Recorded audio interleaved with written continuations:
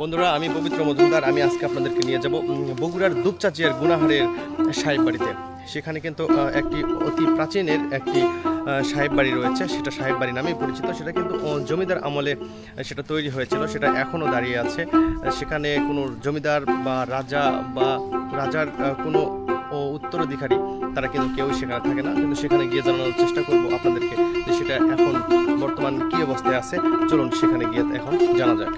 বাংলাদেশের বগুড়া জেলার যে কয়েকটি ঐতিহাসিক জমিদার বাড়ি রয়েছে তার মধ্যে অন্যতম জমিদার বাড়ি গুনাহার জমিদার বাড়িটি। স্থানীয়দের মাঝে এটি সাহেব বাড়ি নামে পরিচিত।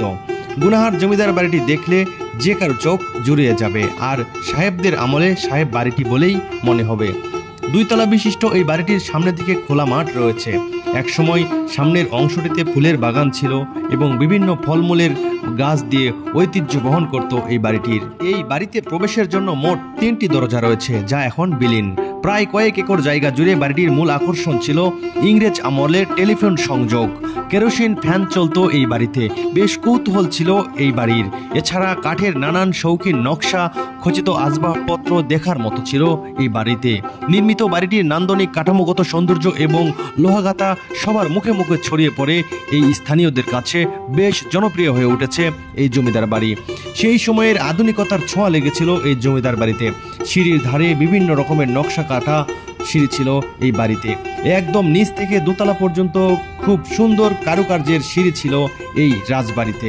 প্রায় 200 বছর আগে ভারতের উত্তরপ্রদেশ থেকে ব্রিটিশ সরকারের তরফে জমিদার হিসেবে মরহুম সুন্দর আলী খান গুনাহার অত্র এলাকায় বসবাস এবং জমিদারি শুরু করেন। তার মৃত্যুর পর তার একমাত্র পুত্র রমজান আলী খান জমিদারি প্রাপ্ত হন। তিনি তার স্ত্রী জাহানুন্নেসার নামে জমিদারি জাহানুন্নেসা এস্টেট নামকরণ করেন। রমজান আলী খান এবং জাহানুন্নেসার 2 পুত্র মিয়াজান খান ও মেহরাজ খান। মিয়াজান খানের 3 পুত্র কাউসার আলী খান, আব্দুল লতিফ খান ও মমতাজ আলী খান। অপরদিকে মেহরজান খানের 3 পুত্র আব্দুল লতিফ খান, মোতাহার হোসেন খান।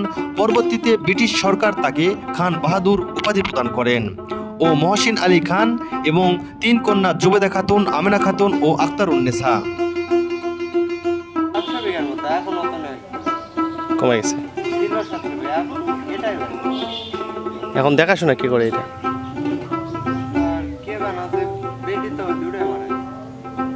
কেউ হয়তো ভেঙ্গে শখের বসে নিয়ে যাওয়ার চেষ্টা করে, জমিদার বাড়ির কাঠ নিয়ে গেলাম বা রড নিয়ে গেলাম বা ইটা নিয়ে গেলাম।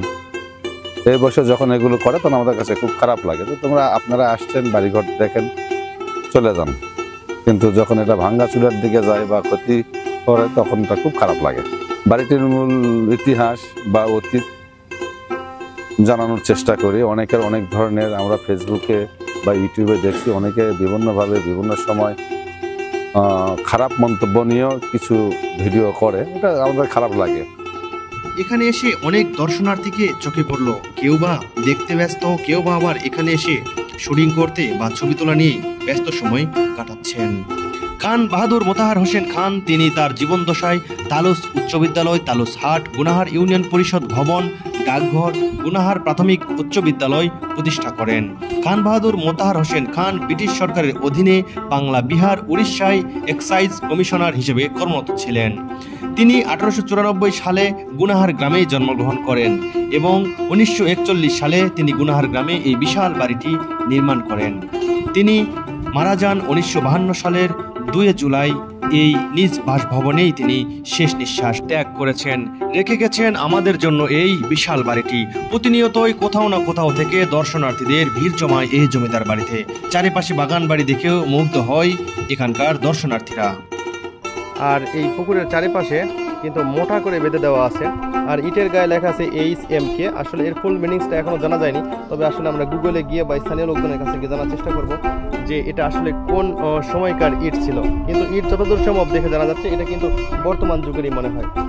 কিন্তু এই পাশে দেখলে বোঝা যাচ্ছে যে এই ইটগুলো কিন্তু অতি প্রাচীন না। দেখেন, কারণ বড় বড় ইট এগুলা আসলে কিন্তু ছোট ইট না, আর এটা প্রায় সিমেন্টের। আর যেগুলো অতি প্রাচীনকালের হয় সেগুলো কিন্তু আসলে সিমেন্টের হয় না, সেগুলো কাদামাটি বা পাথরের কুচি দিয়ে ভবনটি নির্মাণ করা হয়ে থাকে। তাহলে চলুন দেখা যাক এবার এই সাহেব বাড়ির ভিতরে প্রবেশ করা যাক। আসলে আমরা ওঠার চেষ্টা করতেছি এই সাহেব বাড়িতে। তো ওঠার জন্য এই যে ছোট ভাইরা আছে ওনারা রাস্তা দেখে দিবে যে কোন দিক দিয়ে ওঠা যাবে। কিন্তু ওঠা যাবে তো, দেখি চলো। তোর নাম কি? আহসান হাবিব। আহসান হাবিব কিন্তু ওঠার রাস্তা খুঁজে দিবে যে কোন দিক দিয়ে সহজে ওঠা যাবে এই সাহেব বাড়িতে, মানে যেখানে উঠলে আর কি পুরোপুরি দেখা যাবে। কোন দিক দিয়ে? ওই ডাল দিয়ে, ওই জঙ্গল, ওই যে ওর ওখানে নামা যাবে। কিন্তু ডাল দিয়ে তো উঠপা, এই মোটা গাছ দিয়ে উঠপা কিভাবে? এর চাইতে তো তুমি যেদিক দিয়ে গেছো ওইটাই তো সহজ ছিল। হ্যাঁ, আচ্ছা তোরা দেখাও তো, সহজে দেখাও। শিমুল কিন্তু তাহলে গেছে। বন্ধুরা, শিমুল কিন্তু এখন সাহেব বাড়িতে যাচ্ছে,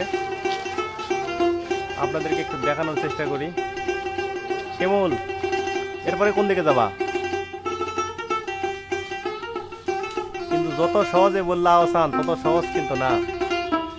আর এই ডালের তাবি উঠলে ডাল ভেঙে যাবে,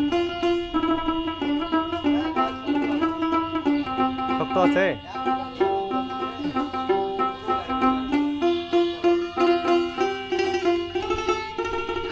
বন্ধুরা, শিমুল কিন্তু অনায়াসে চলে গেছে এই গাছ দিয়ে। দেখেন এই গাছটা আছে, এই গাছ দিয়ে কিন্তু শিমুল একদম উপরে চলে গেছে। মোটামুটি সময় ওর 1 মিনিটের মতো লাগছে। 1 মিনিট লাগেনি, হতে পারে 30 সেকেন্ড। এর মধ্যে কিন্তু ও চলে গেছে।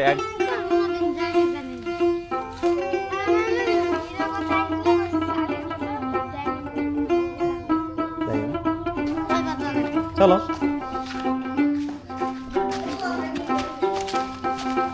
সাইকেল এক জায়গায় ভালো জায়গায় পার্কিং করো। আরে আমার ওই জায়গা তো ক্যামেরা ট্যামেরা রেখে আসছি, কেউ নিবে না। তোমার সাইকেল আবার কে নিবে? কেউ নিবে? তোর আছে? হ্যাঁ হ্যাঁ, হোন্ডা ওখানে রেখেছি, ক্যামেরা রেখে আসছি। তোর আছে? তাহলে বিপদ তো, ক্যামেরা নিয়ে গেল নাকি? তোরে নিয়ে যাবে না? আচ্ছা চলো। আসলে ওরা আমাকে খুব সাহায্য করতে চাচ্ছেন যে কোনোভাবে যেন সাহেব বাড়িটার ভিতরে আমি দেখাতে পারি।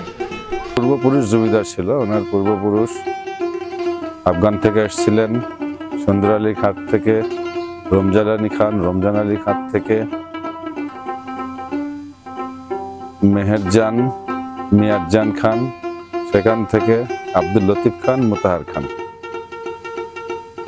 মেহেরজানের 2 পুত্র, একটি হচ্ছে আব্দুল লতিফ খান, একটি হচ্ছে মোতাহার হোসেন খান, যেনা নামে এই বাড়িটি আজকে সাহেব বাড়ি নামে পরিচিত পায়। কিন্তু বাড়িটি প্রতিষ্ঠা করার পরে উনি মেহেরজান সাগর নামে বাড়িটি নির্মাণ করেন আর কি।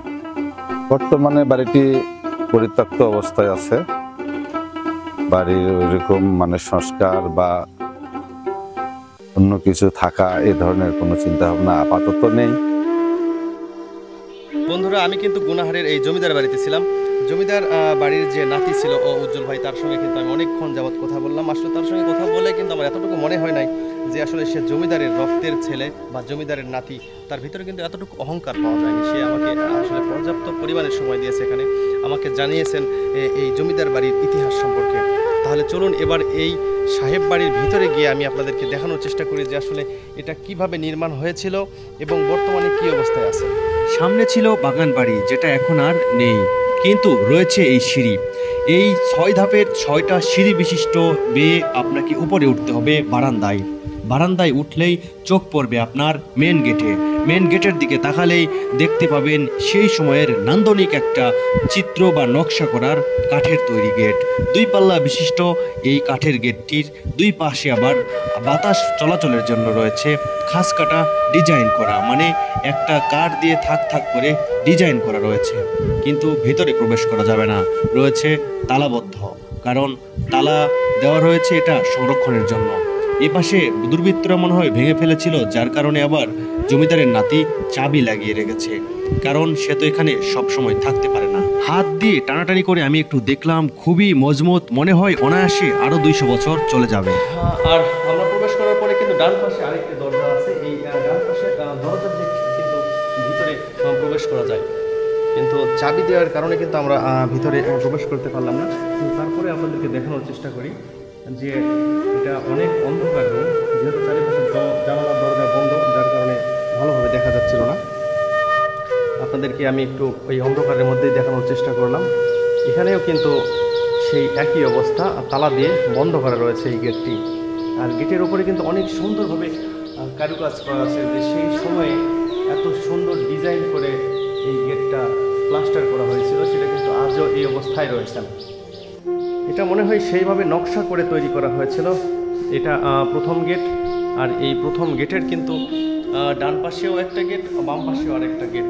আর উপরে দেখলে আপনাদেরকে একটু দেখানোর চেষ্টা করি যে এত সুন্দরভাবে ডিজাইন করা, যেটা কাছ থেকে না দেখলে আপনারা বুঝতে পারবেন না। এটা কিন্তু আসলে খুব সুন্দর করে ডিজাইন করা হয়েছে। যুগের পর যুগ চলে যাচ্ছে, বছরের পর বছর যাচ্ছে, আসছে মানুষ আবার চলে যাচ্ছে, যেখান থেকে আসছে সেখানেই বা চলে যাচ্ছে, নয়তোবা অন্য কোথাও, সেটা কিন্তু আমরা কেউই বলতে পারি না। কিন্তু সেই সময় থেকে এই জমিদার বাড়ি আজ পর্যন্ত কিন্তু দাঁড়িয়ে রয়েছে এই গুনাহার ইউনিয়নে। কত সুন্দর করে সযত্নে তৈরি করা এই জমিদার বাড়ি আজকে কিন্তু শুধুমাত্র ইতিহাসের সাক্ষী হয়ে দাঁড়িয়ে রয়েছে। যখন এই জমিদার বাড়িতে জমিদারি প্রথা চালু ছিল, তখন কত মানুষই না আসা যাওয়া করেছে। কেউ এসেছে বিচারের জন্য, কেউ এসেছে সাহায্যের জন্য, কেউ বা তার কর্ম নিয়ে ব্যস্ত ছিলেন এই বাড়িতেই। সবাই চলে গিয়েছেন, শুধু দাঁড়িয়ে রয়েছেন এই বাড়িটি। জানা গেছে একটি মাত্র কন্যা, সে জীবিত রয়েছে, কিন্তু সেও থাকে না এই রাজবাড়িতে। অনেক লোকজনকে আনা হয়েছিল এই রাজবাড়ি পাহারা দেওয়ার জন্য, কিন্তু কেউই থাকেননি। সবার সাথে সাথে সব কিছুই যেন এখান থেকে চলে গিয়েছে। জনমানবহীন এই রাজবাড়িটি আজও কালের সাক্ষী হয়ে দাঁড়িয়ে থাকবে। হয়তোবা এক সময় আজকে আমি ভিডিও করতে এসেছি, হয়তোবা আমিও থাকবো না, কিন্তু থাকবে আমার এই ভিডিও, থাকবে এই রাজবাড়ি। এখন অনায়াসে মনে হয় 500 থেকে 1000 বছর দাঁড়িয়ে থাকবে, কিন্তু মাথা নুয়ে পড়বে না। এভাবেই তৈরি করেছিলেন এই রাজবাড়িটি। এখনো কিছু নান্দনিক চিত্র রয়েছে, যেটা দেখলে যে কারো নজর কাড়বে। এজন্যই মনে হয় দূর দূরান্ত থেকে ছুটে আসে মানুষ এই জমিদার বাড়িটি দেখতে। কিন্তু এখন কিন্তু সেই জমিদার বাড়ির চমক আর গর্জন কিন্তু আগের মতো নেই। শুধু কাঠামোটো নিয়েই দাঁড়িয়ে রয়েছে এই রাজবাড়িটি। অনেককেই নিয়ে আসা হয়েছিল এই রাজবাড়ি দেখাশোনার জন্য। কেনই বা তারা থাকলেন না, কি কারণেই বা চলে গেলেন, সেটা কিন্তু আমি আপনাদেরকে দেখাবো দ্বিতীয় পর্বে। চোখ রাখুন দ্বিতীয় পর্বে।